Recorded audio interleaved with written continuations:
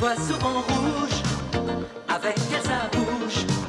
Maggie soleil ou bien Maggie larme. On est sous le charme quand son cœur s'enflamme. Elle joue toute la gamme. Oh Maggie, elle fait sa météo. Chez elle, il fait toujours beau. En robe de soie, en pyjama, elle est la même. Elle change de crème, elle change d'extrême, mais elle change pas. Maggie le jour, Maggie la nuit, c'est un poème. Un peu beaucoup à la folie, c'est elle qu'on aime. Maggie, Maggie, Maggie, voilà Maggie.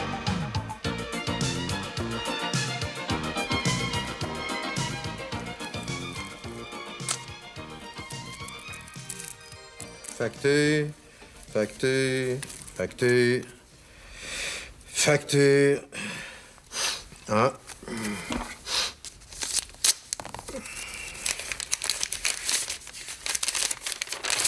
Mon chéri, je suis Edwige Delacroix, je sais qu'il ne m'a pas oublié. Souviens-toi de cette nuit de juin 1970, à Lyon, quand tu caressais mon corps pantelant avec un glaïeul. Avec un glaïeul. Ah oui. Ah nom de Dieu. Ah nom de Dieu. Oh nom de Dieu, de nom de Dieu, de nom de Dieu. Mais qu'est-ce qui t'arrive, mon pauvre vieux, t'es tout pâle? Je viens d'apprendre une nouvelle épouvantable. Ah bon? Oh, tiens, lis ça. Oui. EDF, GDF. 1356 francs 54. Ça... Ah bon? Mon chéri, je suis Edwige Delacroix. Tiens, ça me dit quelque chose.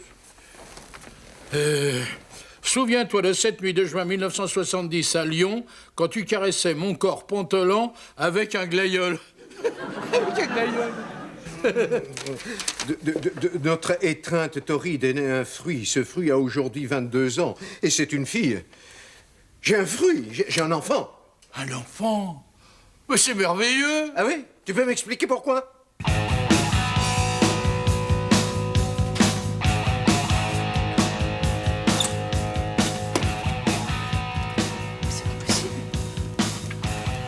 pas possible.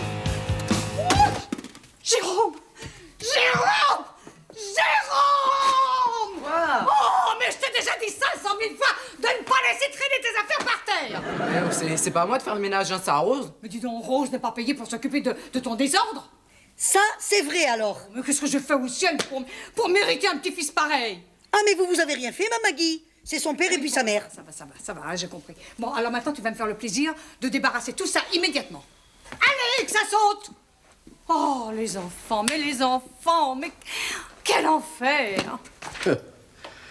C'est vrai, après tout, tu as raison. Un enfant, c'est merveilleux. Tu veux que je te dise? Je suis presque jaloux. Moi aussi, j'aimerais bien avoir une fille de 22 ans qui me tombe du ciel. Ah, je l'imagine déjà. Je suis sûr qu'elle me ressemble. Ah, elle doit avoir mes yeux, mon nez, ma bouche. Tes oreilles. Ah, mon vieux, que serait l'existence si on ne pouvait en transmettre le flambeau à la chair de sa chair, au sang de son sang, hein? Évidemment, toi, tu peux pas comprendre. Tu n'as pas d'enfant. Mais non. Ah, je te plains, hein, je te plains. Oh, bah j'ai Caro, j'ai Jérôme. Oui. Alors ça, c'est pas du tout pareil. Maintenant, laisse-moi me recueillir, Georges, parce que j'ai besoin de m'habituer à endosser mon nouveau costume de père. Ouais. Je comprends. Ce soir, viens dîner à la maison avec ton fruit, hein? Maggie sera folle de joie. Bon. C'est d'accord. À ce soir.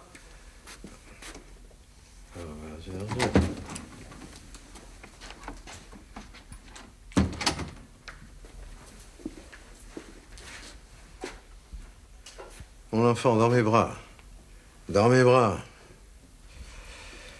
Et... Assis, c'est toi. C'est moi, ton père. Ton père. Ton père. Je suis ton père. Ton papa. Je suis ton papa. Ah, c'est ton papa.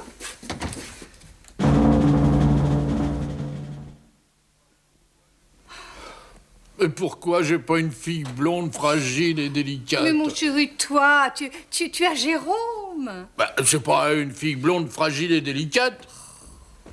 Mais, oh, mais tu es magnifique, mon chéri. Mais absolument magnifique. Je me sens un peu engoncé, mais... Oh non, ça c'est une impression, c'est tout. Tu es... Oh tiens, ça doit être ça. Alors, où est-elle, cette petite merveille? Je vous présente Cacahuète. Ouais. Salut.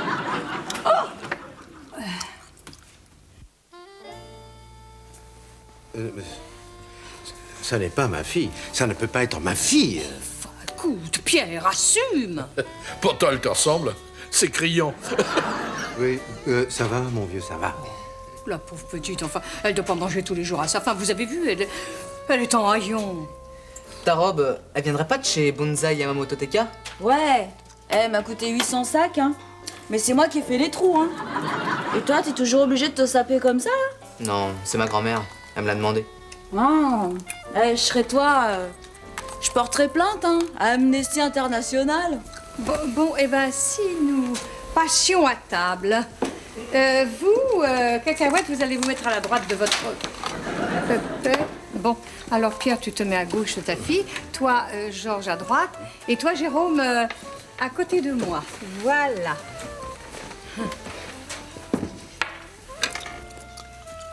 Bon. Eh bien, voilà.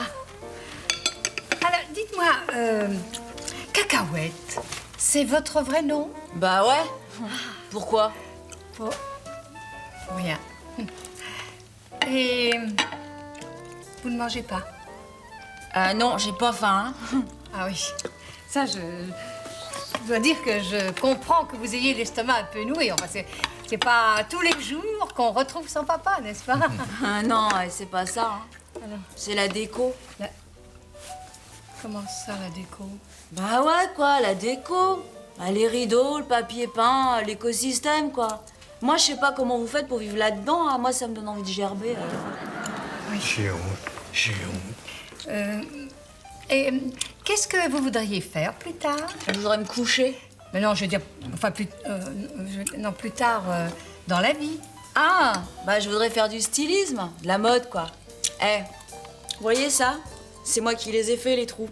C'est le look déchiré, hein. Ah oui, c'est effectivement des trous très déchirés. Oui. Roxanne!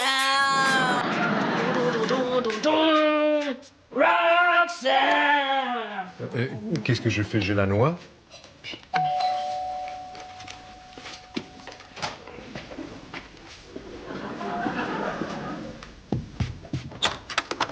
Georges Brissier, télégramme. Ah, merci. Merci beaucoup.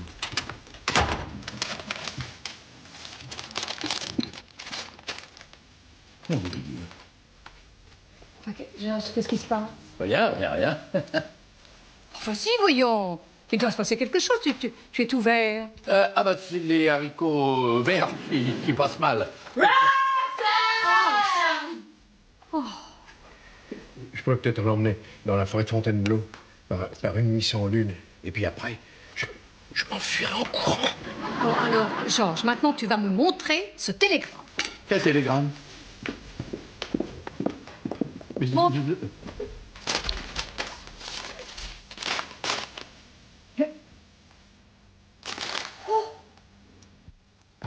Cher Georges, je suis Edwige de la Couenne. Je sais que tu ne m'as pas oublié. Souviens-toi de cette nuit torride de juin 1970 à Lyon. Non, je t'en prie. Pierre, évite-moi le récit de cette turpitude. Enfin, Maggie, tu peux pas être jalouse. D'ailleurs, je te connaissais même pas. Non, mais tu aurais pu me connaître. Mais qu'est-ce que tu foutais à Lyon? Bah, j'étais venu voir le championnat du monde cycliste sur piste. Oui. En tout cas, cette affaire est claire. Tu es le papa d'une cacahuète de 22 ans. Georges, permets-moi de te féliciter. Non, mais ça va pas, mais rien ne prouve qu'elle est ma fille. Ah mais si, mais tout le prouve, elle te ressemble d'une façon stupéfiante. Et là, quelque chose, dans l'angle droit du maxillaire, hein, là, c'est tout toi. C'est toi.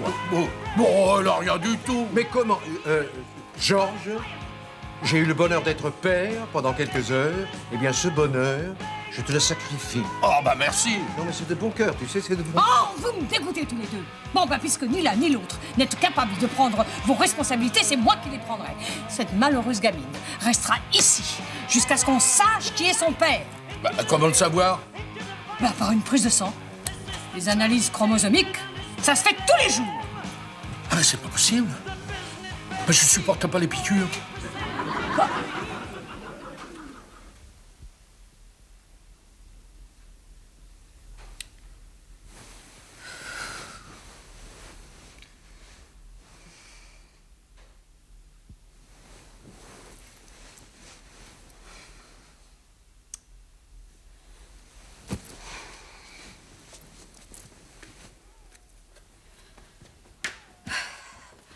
Oh!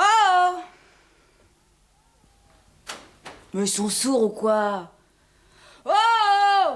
Qu'est-ce qui se passe? Bah je peux pas dormir. Plus marimou. Non mais regardez, ça s'enfonce comme dans du beurre. C'est dégueulasse de dormir sur du beurre. Mais qu'est-ce que vous voulez que j'y fasse? Bah il faudrait une planche. Je rêve.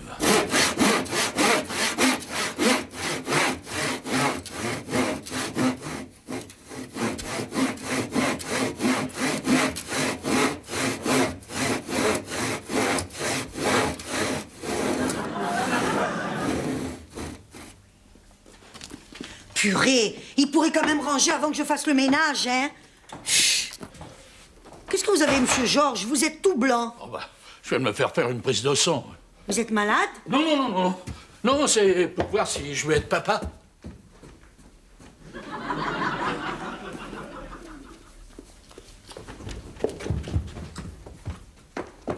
Putain mais alors qu'est-ce que j'ai foutu de mon éponge en fibre de coco moi?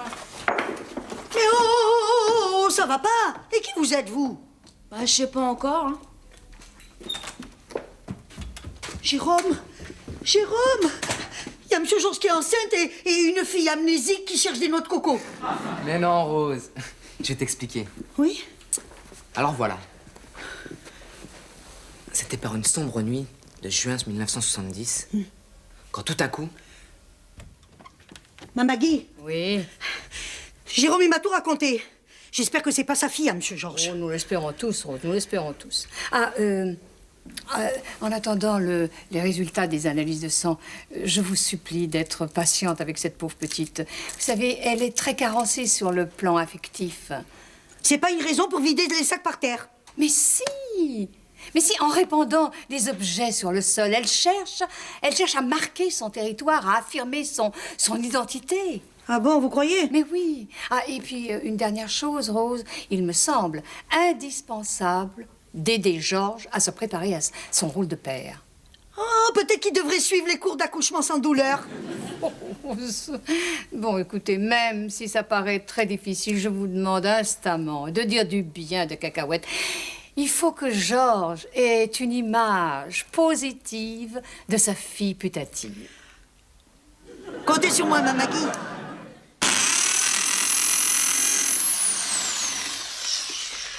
Vous auriez pas une pince? J'ai une chaîne qui est naze là. Là, dans le tiroir.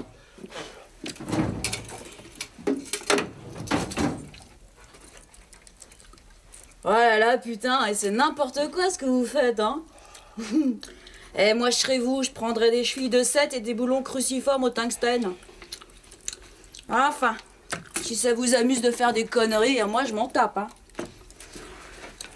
Si vous saviez ce que je m'en tape. C'est quoi, votre taf? Eh, c'est pas que ça m'intéresse, hein, c'est histoire de meubler. Je vends de l'électroménager. Ah non, j'y crois pas, là. Bah si, je vous assure. Et vous avez pas envie de vous flinguer? Non, parce que je veux dire, passer sa vie à vendre des presses purées, moi je me flingue direct, hein.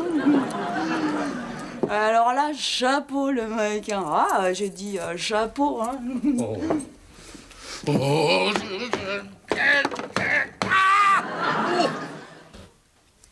La Cacahuète, qu'est-ce que vous dessinez? Des serpillères? C'est ma prochaine collection. Faut vraiment être dingue, hein, pour collectionner des serpillères. Vous voulez que je vous marque votre territoire? Ouais, ouais. Qu'est-ce que tu fais, Rose? Je lui marque son territoire. pourquoi moi j'ai pas le droit de marquer mon territoire? Parce que t'es pas carencé. Eh, si, je suis carencé. Ma mère, elle est jamais là et mon père, il est gigolo à Bride-les-Bains. Oui, mais elle a 2 pères. Et crois-moi, c'est bien pire. Oh, c'est pas vrai.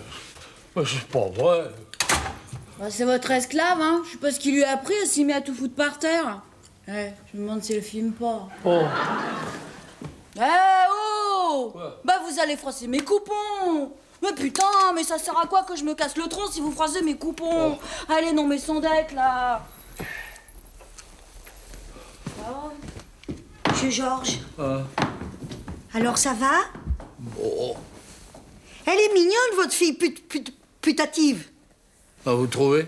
Ah ouais, ouais. Oh, ouais, oh. Monsieur Georges, vous savez ce que vous devriez faire? Vous devriez lui offrir une serpillière pour sa collection. Oui, bon, ben, c'est pas tout ça, mais... on va lui marquer son territoire à la cacahuète. Ça mange pas de pain.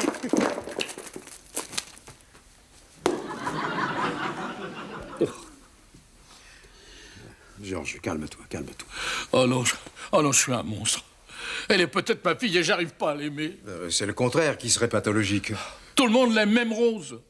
Oh, dis-nous, à propos, Rose, elle devient bizarre. Hein. Elle arrête pas de répandre des trucs par terre. Je me demande si elle se drogue pas. Rose? Dis donc, tu pourrais pas la prendre un moment? Rose? Non, non, cacahuète. Après tout, c'est ta fille autant que la mienne. Hein. Oui.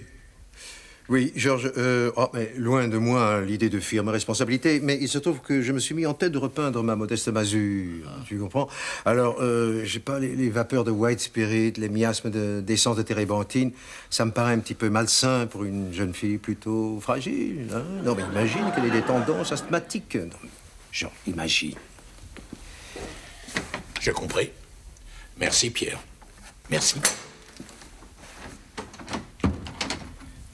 Je t'en prie.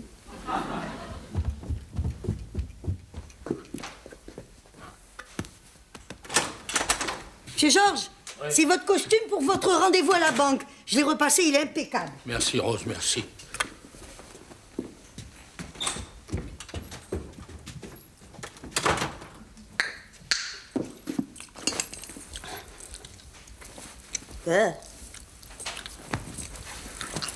C'est immonde ce truc là. Ouais, ça me donne une idée.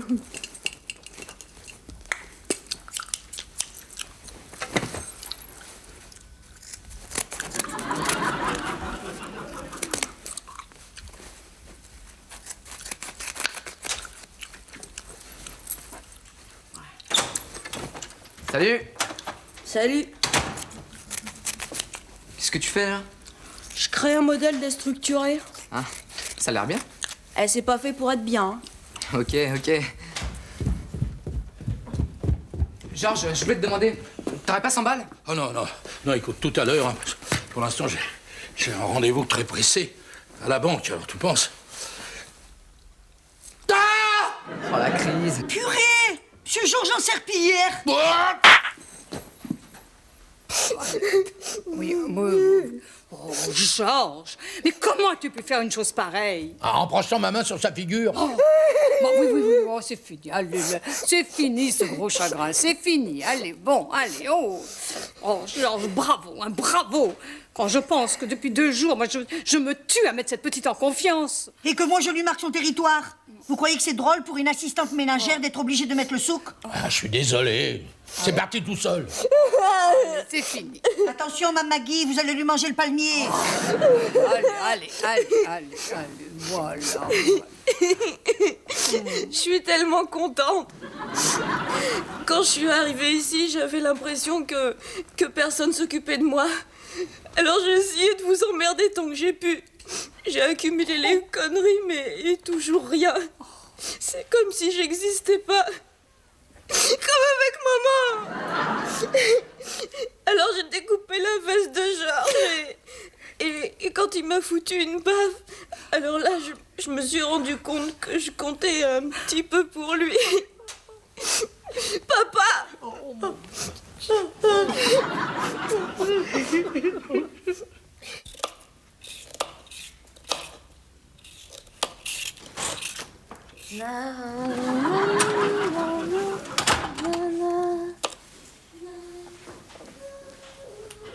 Qu'est-ce qu'elle a changé en une semaine, c'est pas croyable. Ah bah moi je préférais avant. Hein.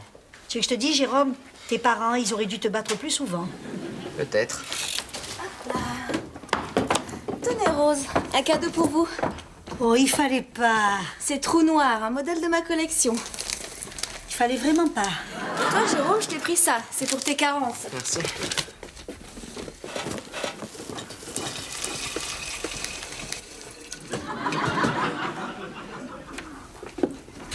Il est pas là, mon papa? Il va pas tarder. Ah, il a promis qu'il m'emmènerait à une expo de poupées anciennes.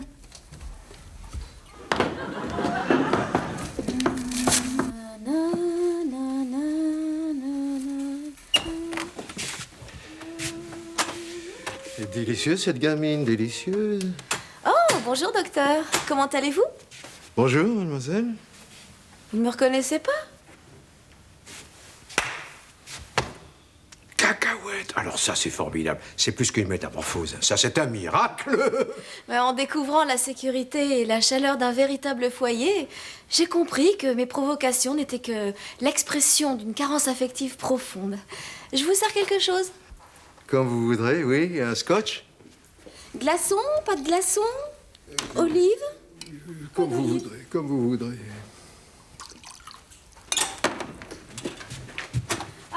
Mon papa! Mon papa chéri! Oh, ma petite fille, mon bébé.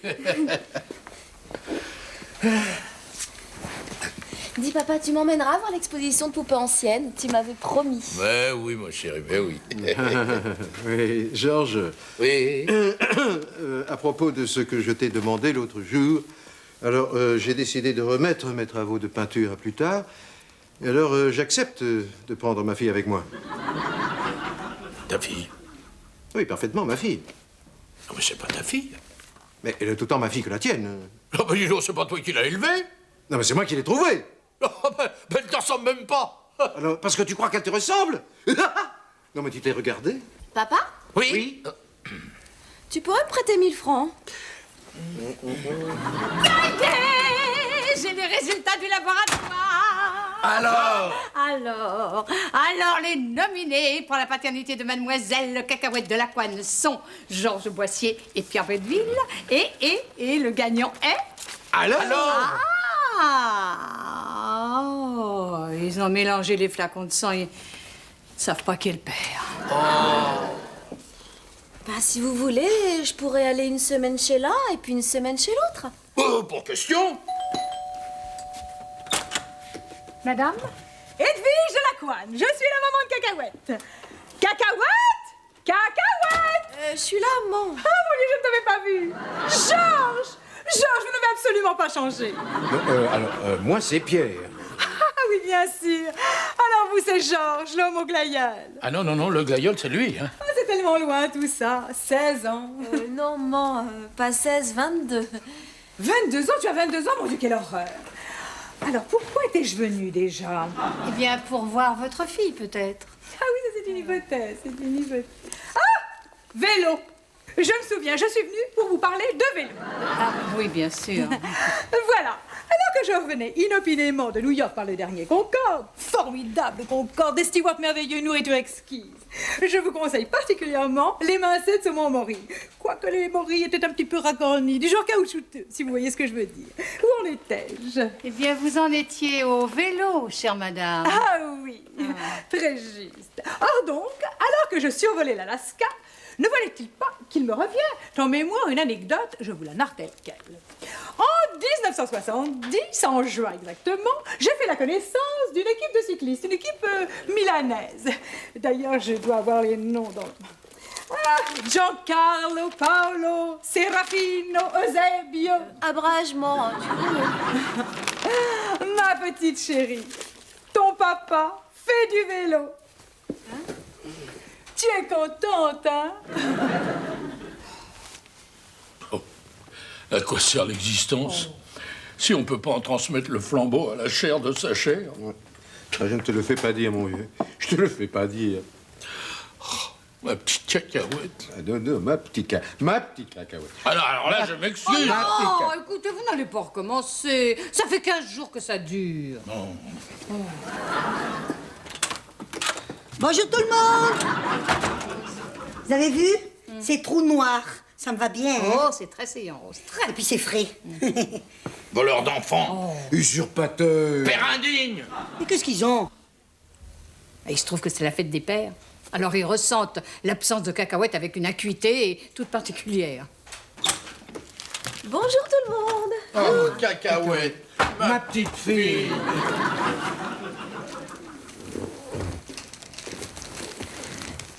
Bonne fête, papa. Bonne fête, mes papas. Elle voit souvent rouge, avec elle sa bouche. Maggie Soleil ou bien Maggie Larme. On est sous le charme quand son cœur s'enflamme. Elle joue toute la gamme. Au Maggie, elle fait sa météo. Chez elle, il fait toujours beau. En robe de soir, en pyjama. Elle est la même. Elle change de crème, elle change d'extrême. Mais elle change pas. Maggie le jour, Maggie la nuit.